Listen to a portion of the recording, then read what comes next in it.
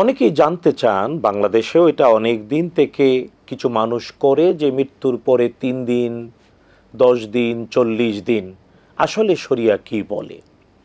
জানা উচিত, মৃত্যু আল্লাহ সুবহানাহু ওয়া তাআলার দেয়া এক অমোঘ বিধান, যাকে উল্লঙ্ঘন করতে পারে না। মৃত্যুর পেয়ালা পান করতেই হবে। আল্লাহ তাআলা বলেছেন, কুল্লু নাফসিন যায়িকাতুল মাউত, প্রত্যেক প্রাণকেই মৃত্যুর স্বাদ গ্রহণ করতে হবে।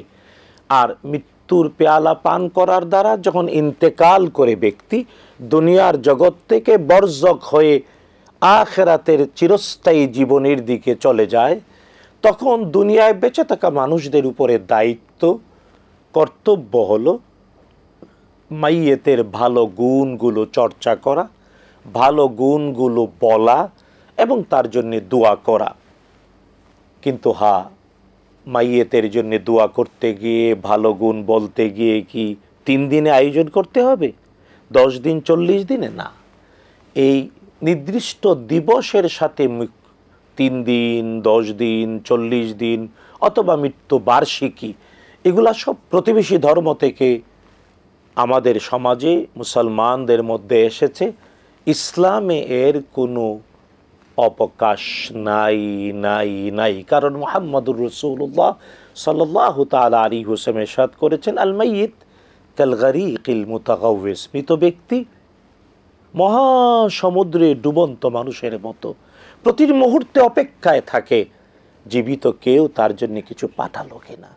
আর আমরা কি এত কৃপণ, আমরা এত নির্দয় যে আমরা বলবো 3 দিন অপেক্ষা কর, 10 দিন অপেক্ষা কর, 40 দিন অপেক্ষা কর, বছরে একবার তোর জন্য দোয়া করবো না। নাউযুবিল্লাহ মিন যালিক। মাইয়ের যখন পিতামাতা হবে, আল্লাহ নিজে দোয়ার ভাষা শিখিয়ে বলেছেন, দোয়া করো, রব্বির হামহুমা কামা রব্বায়ানি সগীরা। মাইয়ের যখন ঠিক ভাই বোন আপনজন হবে, আল্লাহ বলেছেন দোয়া করো, রব্বানা ইগফির লানা ওয়া লিইখওয়ানিনা আল্লাযীনা সাবাকুনা বিল ঈমান ওয়া লা তাজআল ফী কুলুবিনা গিল্লান লিল্লাযীনা আমানু রব্বানা ইন্নাকা রাউফুর রাহিম। তাই মাইয়েতের জন্য প্রতি মুহূর্তে দোয়া করা, দান সদকা করা, তার ভালো কাজের প্রশংসা করা, এইসব আমলের মাধ্যমে প্রতি মুহূর্তেই করতে হবে দোয়া। কোনো দিবস, বছর এর সাথে মিলিয়ে নয়।